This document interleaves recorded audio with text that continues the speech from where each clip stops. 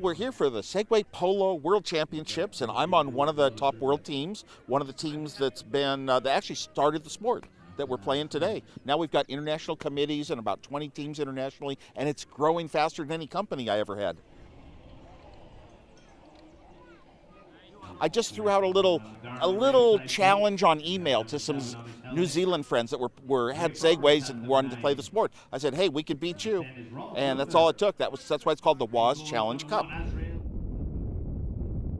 It's a very unusual sport, and one of those unknown lesser sports, so it's good for, nerds and geeks that like to do unusual things that are different that not everybody else is doing. It attracts a lot of us to get into it, and then you come out and you find out, oh my gosh, almost anybody can play this. It's now, and we've been working for 8 years developing a lot of skills, and we're not even doing very well this year. Extremely easy to ride a Segway. The Segway kind of trains you, it balances for you. This first generation Segways took a little more training and practice and teaching. The new Segways are so instinctive that almost anyone gets on them, rides around for about 10 minutes, and they're ready to play.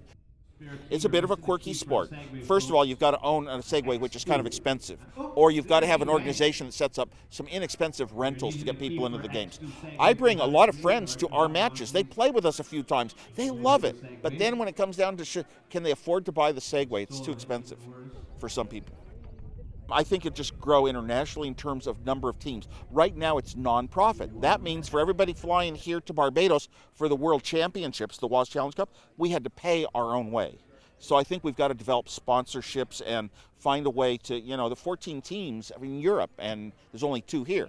So we've got to find ways to make the travel affordable once a year.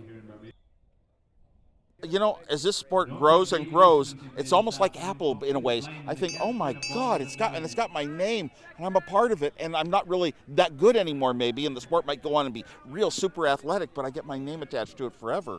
Yeah, it's really quite an honor. When you're very, very few people in a sport, it's almost like when they used to call Apple's world market share of computers very tiny. Well, every time it got smaller, I said, I'm that much more special. So you feel a specialness with being one of the rare few. On January 24th, Apple Computer will introduce Macintosh. And you'll see why 1984 won't be like 1984. Microsoft had a great start. And for different reasons, they wound up with a large market share of the world's operating systems that were in play. And that, when you're that huge, it's much more important to protect your wealth that's coming from that than to try to develop new channels and the innovation subsides. And that happened to Microsoft. And over time, eventually companies that get like that get stale. So right now, anybody would look and say the least failed company in the world is Apple. But I have a plan to bring Microsoft back. They just have to go to Apple and just beg and plead to license the Apple operating system. And they'll come back. They'll be great. Everyone will love them. I came from a real geek background, and I call myself a geek. Every single man, woman, and young child that's playing with little smartphones and all that is a technology geek. So everybody's a geek now. Being a geek is the rare guy that programs that you can never see and you never talk to and you can't understand him. There's very few of those left. The funny thing is, it's not just the technology, what buttons and what features and how fast it is. Now all of a sudden it's become how do you live your life? You used to sit down at a computer, load in programs, then you could eventually get them over the internet. And nowadays it's more like you have needs in your life, little things that you like to do as simple as playing games, but it could be I like to watch television. These kind of things are becoming the little things that used to be called programs. You don't think of them as programs anymore. It's just, this is a tunnel to the world. So our life has changed quite a bit. Now in the mobile, we've gone so mobile with the iPhones and now the iPads. When you've got these kind of devices, it's what you used to do on a computer in one place. Now you're free to do it on your computer at home, but wherever you are in the world, you can pull out and take advantage of it. All of a sudden, apps that didn't make sense before are happening. And it's like even, I've got tripit.com to keep track of all my travel, my airplane reservations and trips. And because of the fact that I do it on my computer, but I really can use it anywhere I am, right on an airplane, walking through an airport, I can actually check what my itineraries are. It's like that, we didn't think of that before. We didn't think of what would happen with this mobile digital world. And so it's really changing life a lot. I have about 50 apps that are so important in my life that I never would have thought of any of those apps existing a few years ago. I have to say, sometimes you just sort of can see this huge tractor of change coming. And seeing the day that there isn't print media, I don't like the idea because I grew up with print media. I use it to this day.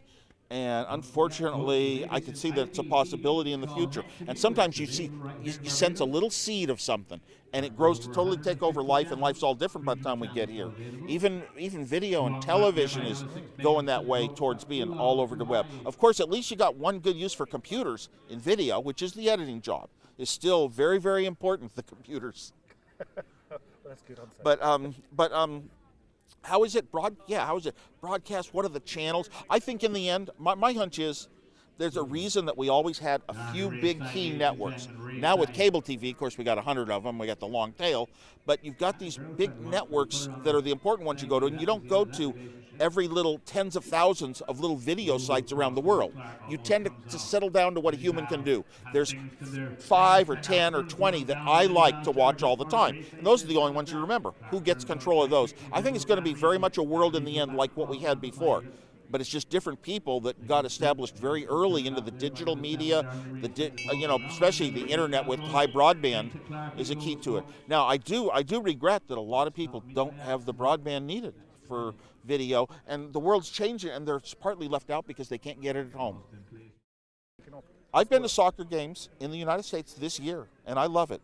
They're in a lot of cities, but the cities are trying to find the formulas to get enough money, support, attendance, concession sales, and sponsorships. And some cities like Seattle have done an incredible job. We've got the San Jose Earthquakes. And it's actually wonderful to watch, and a lot of the players, of course, are imported. They came from countries where it's more common. But the United States will be a soccer power someday. I mean, a football power, as you call it. All my life I did not follow football, but I got in the last few years, whenever I go, ever since taking up Segway Polo and understanding the strategies and what's important and what's good and bad, now I've come to love it. When I go to a foreign country and I'm in a hotel, at night, the only thing I'll watch on TV usually is football, we call it soccer, football with, even if it's in a foreign language. And last year I was actually in Madrid when they beat Russia in the World Cup game next to the finals. And that was a big boy, to see the spirit and the people jumping and running in the streets and cheering. That's something. Once in a while, I sit back in a room and I do feel a bit proud to have been through the very start of it when it was very tiny, just like Segway Polo. Tiny, and it grows and then it gets a life of its own. And it's such a huge, important thing in our lives. If I were to look back, I loved consumer electronics my whole life too. Now I've got these wonderful tools and gadgets to play with. It's like any one device you can buy today would have just made my life forever if I'd have had it, when I was young. So, and that's a good feeling. If I were like looking at a whole big group of people, a mass of people in a football stadium, and it had all the rulers of the world and the presidents and the CEOs of the greatest companies on earth, and one of those little guys in there was the guy who invented the personal computer, I'd think highly of him too. It's going to go on your gravestone, isn't it? I don't know. I know a joke. It'll be a joke on my gravestone, I'm sure. I'd much rather, life is just about fun. I didn't really intend all this. The notoriety I get comes because Apple's been very successful financially. I never sought to make any money. I never sought to start a company. I didn't even want to. I didn't want to be near money in my life. I was just this real hot computer designer. So I live a life that's very middle of the road, a lot of normal friends from different walks of life, having a lot of fun. That's the important thing to me. Really good at having fun. Now, Apple's getting up there.